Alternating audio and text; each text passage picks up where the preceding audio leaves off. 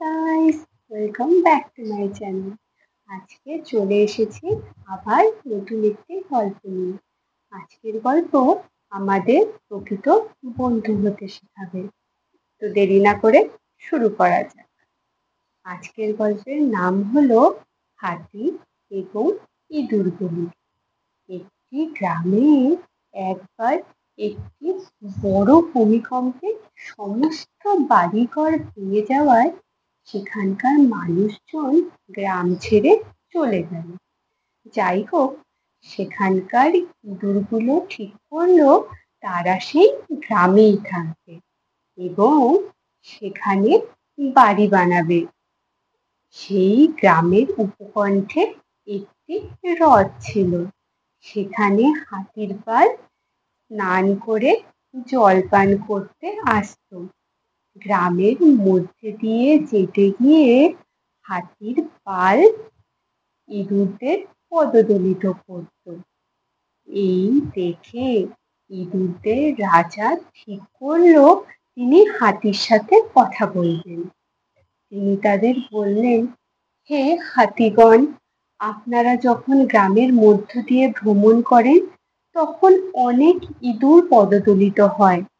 আপনারা যদি পথ পরিবর্তনের কথা বিবেচনা করেন তাহলে আমরা অত্যন্ত কৃতজ্ঞ থাকব এবং আপনাদের যখন প্রয়োজন হবে তখনই আমরা এই অনুদানের কথা মনে রেখে আমরা সেটা ফিরিয়ে দেব। এই শুনে হাতিদের রাজা হেসে বলে উঠল, আমরা হলাম দৈত্যাকার হাতি সমাজ, আপনারা ইঁদুররা আমাদের কি অনুগ্রহ ফিরিয়ে দেবেন। যাই হোক, আমরা আপনাদের দাবি স্মরণ করব এবং আমরা নিজেদের পথ পরিবর্তন করব। বেশ কিছুদিন পর এক শিকারীর রাখা জালে হাতিগুলো আটকা পড়ল এবং জালে জড়িয়ে পড়ল। তারা খুব চেষ্টা করলো কিন্তু জাল থেকে বেরোতে ব্যর্থ হলো। তখন হাতিদের রাজার ইঁদুরদের দেয়া প্রতিশ্রুতির কথা মনে পড়ে গেল। তাই তিনি জালে আটকা না পড়া একমাত্র সহযাত্রী ভাগ্যবান হাতিটিকে ইঁদুর রাজার কাছে প্রেরণ করলো সাহায্যের আর্জি জানিয়ে। শীঘ্রই সমস্ত ইঁদুর সেখানে চলে গেল আর তারা জাল কাটতে শুরু করলো। এভাবে ইঁদুররা হাতিদের মুক্তি দিল এবং হাতিদের রাজা ইঁদুরদের কাছে কৃতজ্ঞতা জানালো। এই গল্প থেকে আমরা কি শিখতে পারলাম?